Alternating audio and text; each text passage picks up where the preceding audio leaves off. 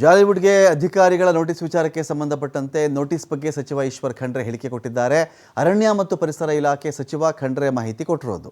ರಾಮನಗರ ಪ್ರಾದೇಶಿಕ ಅಧಿಕಾರಿಗಳಿಂದ ನೋಟಿಸ್ ಹೋಗಿದೆ. ಇಲ್ಲಿ ಬಿಗ್ ಬಾಸ್ ಸ್ಟುಡಿಯೋಗೆ ನೋಟಿಸನ್ನು ಕೊಟ್ಟಿದ್ದಾರೆ. 2024ರ ಮಾರ್ಚ್ನಲ್ಲಿಯೇ ನೋಟಿಸನ್ನು ಕೊಡಲಾಗಿದೆ. ವಾಟರ್ ಆ್ಯಕ್ಟ್, ಏರ್ ಆ್ಯಕ್ಟ್ ಪರವಾನಗಿಯನ್ನು ಪಡೆದುಕೊಂಡೇ ಇಲ್ಲ ಇವರು. ಅನುಮತಿಗೆ ಅರ್ಜಿಯನ್ನು ಹಾಕಿಲ್ಲ ಇವರು. ಒಂದು ಅನುಮತಿ ಪಡ್ಕೊಂಡಿಲ್ಲ. ಅಟ್ಲೀಸ್ಟ್ ಅರ್ಜಿ ಹಾಕಿದ್ದಾರಾ, ಅದ್ರ ಬಗ್ಗೆ ಪರಿಶೀಲನೆ ಮಾಡಬಹುದಾಗಿತ್ತಾ? ಅದಕ್ಕೂ ಅವಕಾಶ ಇರಲಿಲ್ಲ. ಅರ್ಜಿನೇ ಹಾಕೊಂಡಿಲ್ಲ ಇವರು. ಇದು ಸುಪ್ರೀಂ ಕೋರ್ಟ್ NGT ತೀರ್ಪಿನ ಉಲ್ಲಂಘನೆ ಆಗಿಬಿಡುತ್ತೆ. ಹೀಗಾಗಿ ಕ್ಲೋಷರ್ ನೋಟಿಸನ್ನು ಕೊಟ್ಟಿದ್ದೇವೆ ಅಂತೇಳಿ ಅವರು ಹೇಳಿದ್ದಾರೆ. ನೋಡಿ, ವೇಲ್ ಸ್ಟುಡಿಯೋಸ್ ಆ್ಯಂಡ್ ಎಂಟರ್ಟೈನ್ಮೆಂಟ್ ಸ್ಟುಡಿಯೋಗೆ ಈ ಹಿಂದೆ ರಾಮನಗರ ಪ್ರಾದೇಶಿಕ ಕಚೇರಿ ಅಧಿಕಾರಿಗಳು ಮಾರ್ಚ್ 2024ಕ್ಕೆ ಒಂದು ನೋಟಿಸನ್ನು ಕೊಡ್ತಾರೆ. ಅಲ್ಲಿ ಪರಿಶೀಲನೆ ಮಾಡ್ತಾರೆ.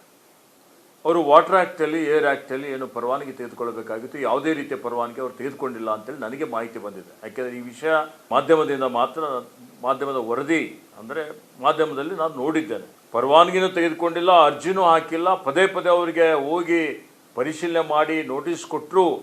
ಅವರು ಅಮ್ಯೂಸ್ಮೆಂಟ್ ಪಾರ್ಕ್ ಇರ್ಬೋದು, ಆ ಆ್ಯಕ್ಟಿವಿಟಿ ಹಾಗೆ ಮುಂದುವರಿಸ್ಕೊಂಡು ಹೋಗ್ತಾ ಇದ್ದಾರೆ. ಇದು ಸರ್ವೋಚ್ಚ ನ್ಯಾಯಾಲಯದ ತೀರ್ಪಿನ ಉಲ್ಲಂಘನೆ ಆಗ್ತದೆ. ಇವತ್ತು NGT ತೀರ್ಪಿನ ಉಲ್ಲಂಘನೂ ಆಗ್ತದೆ. ಅದಕ್ಕೆ ಯಾವುದೂ ಕಂಪ್ಲೈ ಮಾಡಿಲ್ಲ ಅಂತೇಳಿ ಹೇಳಿ ಕಾನೂನು ರೀತಿಯ ಕ್ರಮ ಆಗ್ತದೆ.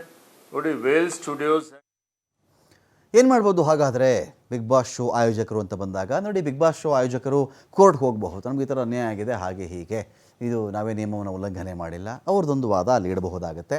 ಕೋರ್ಟ್ಗೆ ಹೋದರೆ ಕೋರ್ಟ್ ಏನು ಆದೇಶವನ್ನು ಕೊಡುತ್ತೋ ಅದರ ಆಧಾರದ ಮೇರೆಗೆ ಇಲ್ಲಿ ಜಾಲಿವುಡ್ ಸ್ಟುಡಿಯೋಸಲ್ಲಿ ಈ ಶೋ ಆಗಬೇಕಾ ಆಗಬಾರ್ದಾ ಅದು ನಿರ್ಧಾರವನ್ನು ಮಾಡುತ್ತೆ. ಬಿಗ್ ಬಾಸೇ ಸ್ಟಾಪ್ ಮಾಡಬೇಕು ಅಂತ ಕೋರ್ಟ್ ಹೇಳಲ್ಲ. ಸ್ಥಳದ ಬಗ್ಗೆ ಮಾತ್ರ ಕೋರ್ಟ್ ಆದೇಶವನ್ನು ಕೊಡಲಿಕ್ಕೆ ಸಾಧ್ಯ. ನಾವು ಇನ್ನೆಲ್ಲೋ ಮಾಡ್ಕೋತೀವಿ, ಇನ್ಯಾವುದೋ ರಾಜ್ಯದಲ್ಲಿ ಮಾಡ್ಕೊಳ್ತೀವಿ, ಇನ್ನೆಲ್ಲೋ ಕಟ್ಕೊಳ್ತೀವಿ, ನಾವು ಕಟ್ಟಿರುವಂಥ ಸ್ಟುಡಿಯೋದಲ್ಲಿ ನಾವು ರೆಡಿ ಮಾಡ್ಕೊಳ್ತೀವಿ ಅಂತ ಹೇಳಿದ್ರೆ ಅದಕ್ಕೆ ಯಾರೂ ತಡೆ ಮಾಡೋಕ್ಕಾಗಲ್ಲ. ಕೋರ್ಟ್ಗೆ ಹೋದರೆ ಅದರ ಆದೇಶದ ಮೇರೆಗೇ ಇದು ನಿರ್ಧಾರವಾಗುವುದು. ಈಗ ಬೇರೆ ಬೇರೆ ರಾಜ್ಯಗಳಲ್ಲಿ, ಬೇರೆ ಬೇರೆ ಭಾಷೆಗಳಲ್ಲಿಯೂ ಕೂಡ ಇದೇ ರಿಯಾಲಿಟಿ ಶೋ ಇದೆ.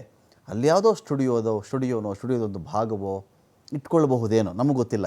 ಅದು ಅವ್ರು ಪ್ಲ್ಯಾನ್ ಮಾಡ್ಕೊಳ್ತಕ್ಕಂಥ ವಿಚಾರ ಅದು. ಅಥವಾ ಅಧಿಕಾರಿಗಳ ಜೊತೆಗೇ ವಿವಾದವನ್ನು ಇತ್ಯರ್ಥ ಮಾಡಿಕೊಳ್ಳಬಹುದು, ಮುಚ್ಚಳಿಕೆ ಬರ್ಕೊಡಬಹುದು. ನಾವು ಯಾವುದೇ ರೀತಿ ನಿಯಮವನ್ನು ಉಲ್ಲಂಘನೆ ಮಾಡಲ್ಲ, ಈಗ ಉಲ್ಲಂಘನೆ ಮಾಡಿದ್ದೀವಲ್ಲ ನಿಯಮ, ಇದಕ್ಕೆ ನಾವು ಫೈನ್ ಕಟ್ತಾ ಇದ್ದೀವಿ ಅಂತ ಹೇಳಬಹುದು. ಮುಂದೆ ಪರಿಸರ ನಿಯಮ ಉಲ್ಲಂಘನೆ ಮಾಡದಂತೆ ನಾವು ಶೋ ನಡೆಸ್ಕೊಡ್ತೀವಿ ಅಂತ ಕೂಡ ಹೇಳಬಹುದು. ಇವರು ವಿವಾದ ಇತ್ಯರ್ಥ ಆಗೋವರೆಗೂ ಎಲ್ಲ ಸ್ಪರ್ಧಿಗಳು ಬೇರೆ ಸ್ಥಳದಲ್ಲಿ ಇರಲಿದ್ದಾರೆ. ಎಲ್ಲಿಯವರೆಗೆ ಈ ಕಾಂಟ್ರವರ್ಸಿ ಒಂದು ಇತ್ಯರ್ಥಕ್ಕೆ ಬರಲ್ಲವೋ ಅಲ್ಲಿವರೆಗೆ ಇಷ್ಟು ಸ್ಪರ್ಧೆಗಳು ಬೇರೆ ಕಡೆ ಇರಬಹುದಾಗುತ್ತೆ. ನಾಳೆ ಜಾಲಿವುಡ್ ಸ್ಟುಡಿಯೋ ಹೈಕೋರ್ಟ್ನ ಮೊರೆ ಹೋಗಬಹುದು. ಹೈಕೋರ್ಟ್ ಆದೇಶದ ಬಳಿಕ ಬಿಗ್ ಬಾಸ್ ಮ್ಯಾನೇಜ್ಮೆಂಟ್ ತೀರ್ಮಾನ ಮಾಡಬಹುದಾಗುತ್ತೆ.